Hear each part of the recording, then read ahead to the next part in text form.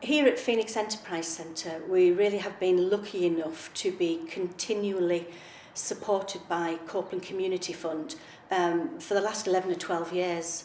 If we go back to 2011, we were first supported to open an IT centre to support people who were looking for jobs and who didn't have access to a computer or maybe didn't have the skills to use one.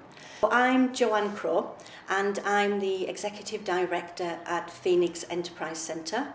We're based in Cleatormore and we have outreach centres in Whitehaven and in Millom. So we started back in 2011, one IT centre, and over the years we have developed, we've expanded.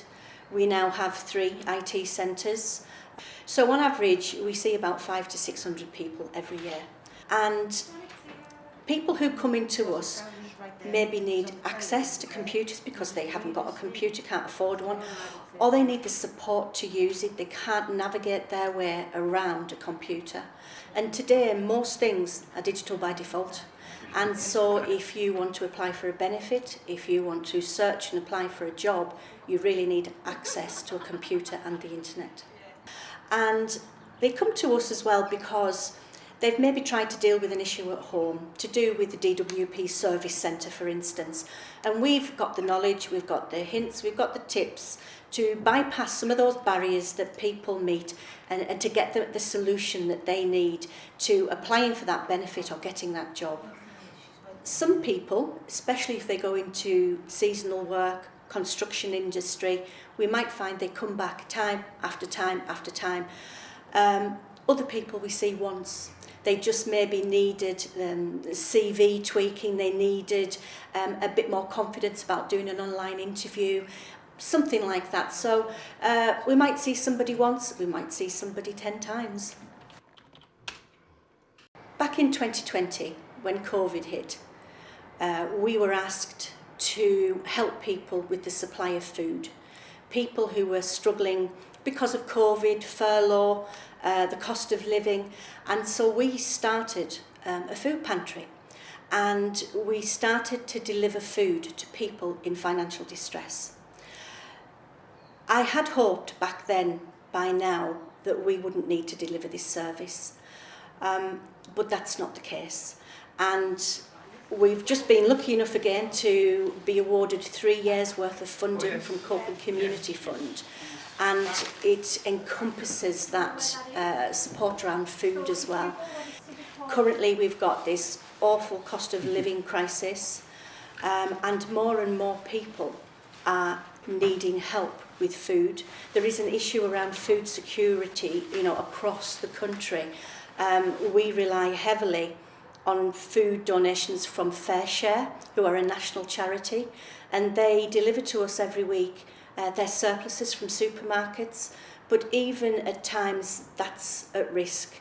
We're never quite sure what we're going to get. We're very grateful for everything that we do get, and we try to make sure that there's no wastage. This last 2 years we've really prided ourselves on the fact that we send out a balanced range of foods, good nutrition, so there would be meat, chicken, eggs, there'll be milk, breakfast cereals. What's starting to happen now is that people are saying to us, could you send us some food that's fast food that we don't have to cook, because with the rising fuel prices, people want that fast food. Just put the kettle on, put it into the noodles and it's cooked.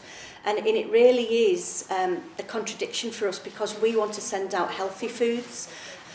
So this week we're delivering food to 34 families who live across Copeland.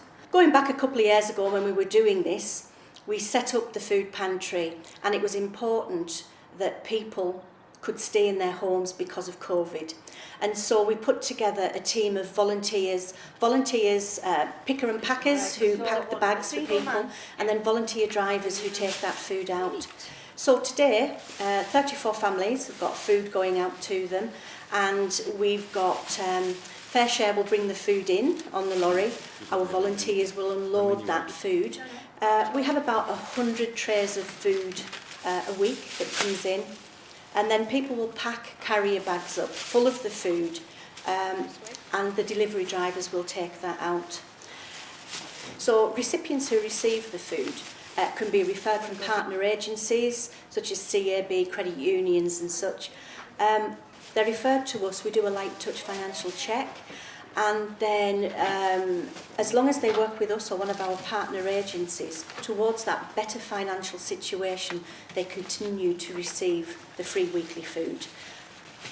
And we find on average people receive the food about 7 times, so 7 weeks before we get them into a better financial situation. Looking forward, and with COVID's not gone, but it's certainly on the decrease, we maybe need to look at how we function in future. And maybe now we need to start thinking about maybe having a couple of community shops in 2 of our most deprived towns, so that the recipients of the food maybe can travel in and pack their own bags and choose the food that suits their family's needs. But that's something for the future.